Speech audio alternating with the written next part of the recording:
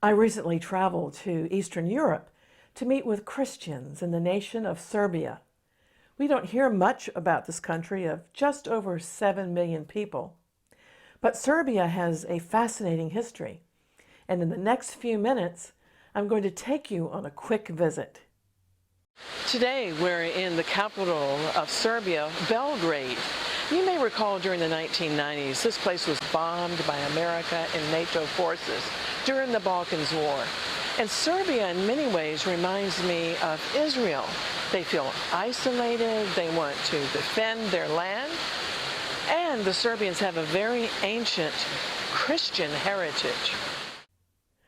Going to Belgrade was almost a step back in time, with much of the architecture reminding me of what some of Eastern Europe was like under the communist era.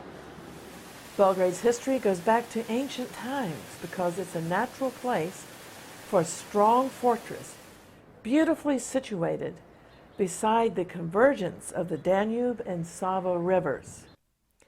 Most people will remember Belgrade from the 1990s, when NATO actually bombed the city during what was called the Balkan War. Actually, the region has seen warfare for many centuries. The Kingdom of Serbia dates back to the year 1218 and was predominantly settled by Orthodox Christians.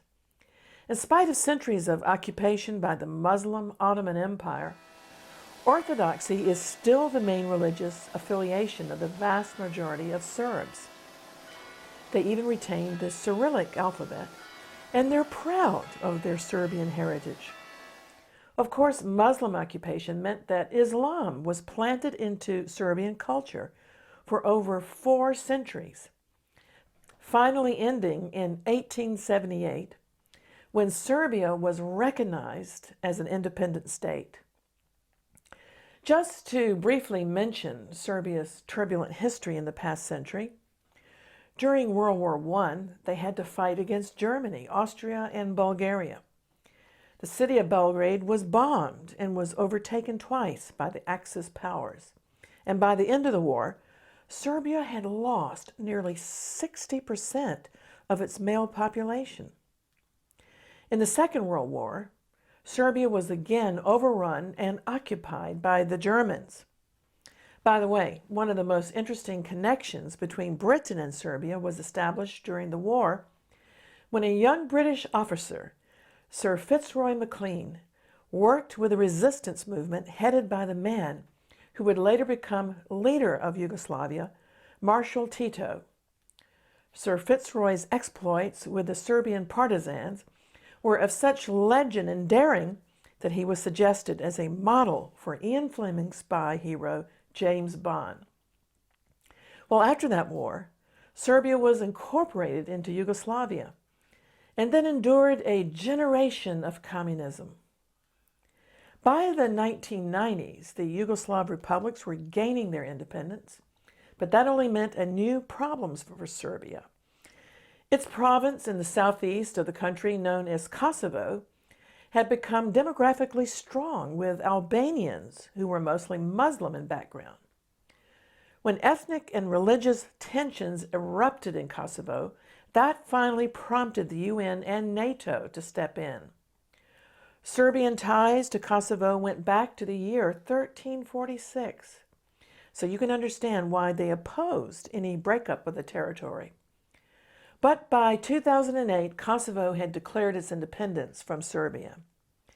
So today, the Serbs feel rather isolated from their European neighbors, in spite of efforts to join the European Union, something they might want to reconsider in light of all the economic turmoil in the Eurozone.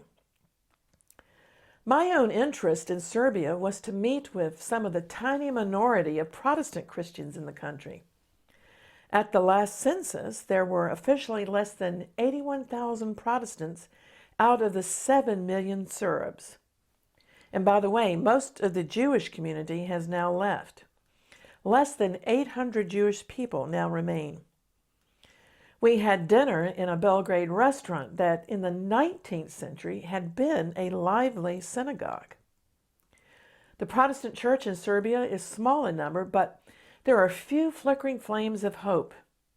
In one town, young Serbian Christians are making CDs and radio programs in their language, and other ministries are beginning to translate TV programs and films. There's a whole new generation in Serbia that needs to be reached with the good news of the atonement that was accomplished for all by Jesus. Almost 20% of the population is under the age of 15. Well, that's a brief profile of a country that really needs to restore its ancient Christian heritage. I hope you'll remember the people of Serbia in your prayers. I also want to invite you to contact me at my website, www.exploits.tv, and there you can find out about our conferences in Jerusalem and also about some of our books. I especially want to recommend to you Speak to the Mountain, which is my book on healing. And so many people are actually ordering this book 7 at a time, 10 at a time, to use in group Bible studies because I've received marvelous feedback that people are being healed and they're being edified and their faith is being built up by my book, Speak to the Mountain. Also, talking about Serbia and Kosovo and Muslims versus Christian and Islamic terrorism going on today, what is the real story going on in the Islamic world? I believe it's that the Holy Spirit is answering the prayer of our patriarch Abraham, that Ishmael might live. And so I want to recommend to you my book, Let Ishmael Live, about the move of the Holy Spirit in the Muslim world. Well, that's all the time we have in this program.